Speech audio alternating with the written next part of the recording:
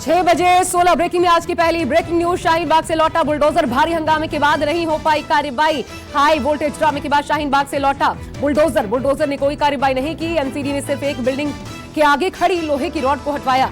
ये rod renovation के काम के लिए लगाई गई थी। बताया जा रहा है कि लोहे की रॉड हटाने के लिए बुलडोजर का इस्तेमाल नहीं किया गया। शाहीन बाग इलाके में अतिक्रमण हटाने के लिए पहुंचा था ये बुलडोजर। अगली बिग न्यूज आपको बता दें, शाहीन बाग में अतिक्रमण हटाने के लिए पहुंचे बुलडोजर मामले में हाई वोल्टेज ड्रामा देखने को मिला। स्थानीय पार्षद समेत लोकल नेताओं ने इस कार्रवाई का विरोध करना शुरू कर दिया। लोगों का भारी हंगामा देखने को मिला। लोग एमसीडी के बुलडोजर के आगे बैठ गए। बीजेपी के खिलाफ जमकर नारेबाजी की। इसके बाद सुरक्षा बलों ने उन्हें हटा दिया और कुछ को हिरासत में भी लिया। अगली बड़ी खबर, शाहीन बाग अतिक्रमण मामले पर सुप्रीम कोर्ट ने सीपीआईएम की अर्जी खारिज कर दी। कोर्ट ने फटकार लगाते हुए कहा, इस मामले में पीड़ितों की जगह राजनीतिक दलों ने अदालत का दरवाजा क्यों खटखटाया। कोर्ट ने कहा, अगर कोई पीड़ित पक्ष हमारे पास आता तो समझ में आता, क्या कोई पीड़ित नहीं है। कोर्ट ने प्रभावित लोगों से हाईकोर्ट जाने को भी कहा। अगली बड़ी खबर ज्ञान वापी मस्जिद मामले से जुड़ी, जिस पर वाराणसी कोर्ट में सुनवाई टल गई है। अब मामले में कल सुनवाई होगी।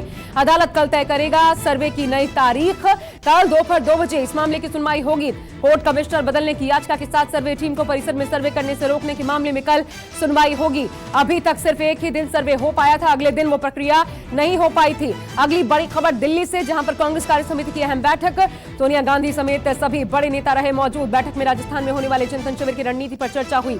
आपको बता दें, उदयपुर में 13, 14 और 15 मई को कांग्रेस ने चिंतन शिविर का आयोजन किया। इसमें गुजरात, हिमाचल में होने वाले चुनाव की रणनीति पर चर्चा हो सकती है। अगली बड़ी खबर, असम दौरे पर पहुंचे अमित शाह ने कहा, असम की सुरक्षा हमारी प्राथमिकता। हमारी सरकार ने असम में हिंसा का दौर खत्म किया। असम दौरे पर हैं गृह मंत्री अमित शाह। बोडोलैंड के लोगों को मुख्य धारा से जोड़ा उन्होंने कहा, साथ ही बोडोलैंड को आत्मनिर्भर बनाया। बोडोलैंड के लोगों को मुख्य धारा से जोड़ा। असम दौरे के दौरान शाह कामाख्या मंदिर में पूजन अर्चन भी करने पहुंचे। बीएसएफ जवानों से मिलकर उनका हौसला भी बढ़ाया। अब 7वीं बड़ी खबर उत्तराखंड से, जहां पर चंपावत उपचुनाव के लिए सीएम धामी ने नामांकन भर दिया। 31 मई को चंपावत सीट पर उपचुनाव है। 3 जून को नतीजे आएंगे। कांग्रेस ने धामी के खिलाफ निर्मला गहतोड़ी को मैदान में उतारा है। 1 मई को नामांकन भरेंगे निर्मला। चंपावत विधानसभा उपचुनाव को लेकर बीजेपी ने कमर कस ली है। चुनाव में जीत का नया रिकॉर्ड बनाना चाह रही है बीजेपी। 8वीं बिग न्यूज, यूपी के चंदौली में योगी सरकार पर बरसे अखिलेश यादव। कहा, मुझे सरकार की जांच पर कोई भरोसा नहीं। अगर हाईकोर्ट के सिटिंग जज के अंदर जांच हो तो न्याय मिलने की उम्मीद है। साथ ही कहा, थानों में दलाली का सेंसेक्स बढ़ता जा रहा है। जाति के आधार पर थानों में फैसले होते हैं। इस दौरान अखिलेश ने पुलिस की दबिश के दौरान जान गंवाने वाली लड़की के परिवार वालों से मुलाकात की और परिवार को सांत्वना दी। अगली बड़ी खबर, बीपीएससी पेपर लीक मामले में सीएम नीतीश कुमार सख्त। बिहार पुलिस को जांच में तेजी लाने का निर्देश दिया। कहा, पेपर लीक की सूचना मिलने के तुरंत बाद एक्शन लिया गया। बीपीएससी पीटी परीक्षा रद्द कर दी गई है। फिलहाल मामले की जांच जारी है और कहा, दोषी बख्शे नहीं जाएंगे। अब आपको अगली बिग न्यूज बताते हैं। 10वीं बड़ी खबर, राजद्रोह कानून को लेकर केंद्र सरकार ने सुप्रीम कोर्ट में आज कहा कि पुनर्विचार इस कानून पर किया जाएगा। देश की संप्रभुता बनाए रखने के लिए हम प्रतिबद्ध हैं। आपको बता दें, राजद्रोह कानून पर केंद्र सरकार का सुप्रीम कोर्ट में ये दूसरा हलफनामा है। राजद्रोह कानून को लेकर आरोप लगता रहा है, सरकारें बदली और कार्रवाई करने के लिए इस कानून का इस्तेमाल लगातार हर सरकार करती रही है। 11वीं बड़ी खबर मुंबई से, जहां पर एनआईए का बड़ा एक्शन। दाऊद के करीबियों पर एनआईए की रेड, 20 से ज्यादा ठिकानों पर छापेमार कार्रवाई की गई। अगली बिग न्यूज इस वक्त की, अमृतसर में पाकिस्तान की नापाक साजिश नाकाम कर दी गई। बीएसएफ ने पाकिस्तान की ओर आ रहे एक ड्रोन को मार गिराया। बताया जा रहा है कि ड्रोन में एक बैग था, इसमें हेरोइन रखी थी और जवानों ने ड्रोन से हेरोइन के 9 पैकेट्स भी बरामद किए। 13वीं बड़ी खबर, अहमदाबाद और ओडिशा में कोरोना विस्फोट हुआ। अहमदाबाद के नेशनल इंस्टीट्यूट ऑफ डिजाइन में कोरोना विस्फोट हुआ। 24 छात्र कोरोना संक्रमित मिले। 178 छात्र क्वारंटीन हुए। अहमदाबाद नगर निगम ने एनआईडी कैंपस को छोटा कंटेनमेंट जोन घोषित कर दिया है। 14वीं बड़ी खबर अब देखिए,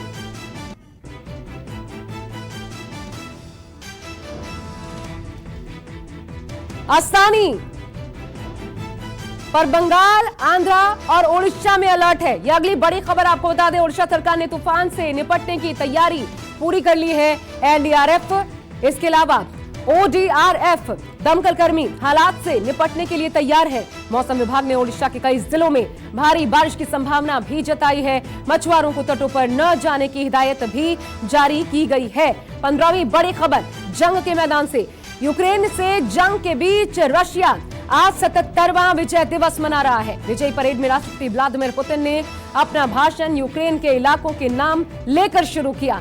यहां पुतिन ने डोनबास, खार्किव, मारियोपोल का जिक्र किया। पुतिन ने नेटो को भी घेरा।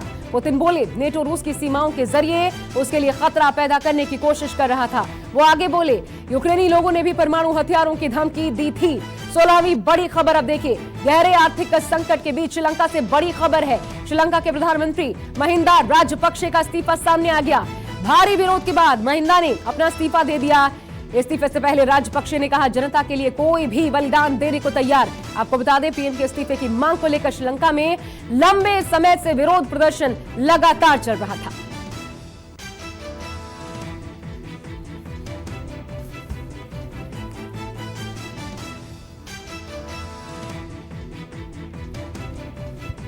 तो 16वीं बिग ब्रेकिंग आपके सामने। आर्थिक संकट के बीच महिंदा राजपक्षे जिनको विरोध का सामना करते हुए अपने प्रधानमंत्री पद से इस्तीफा देना पड़ा है, लगातार उनके खिलाफ प्रदर्शन हो रहे थे। हालांकि ये अलग बात है कि उनका कहना है कि जनता के लिए किसी भी कुर्बानी को तैयार, लेकिन ये अलग बात है कि लगातार राजपक्षे का ही विरोध किया जा रहा था।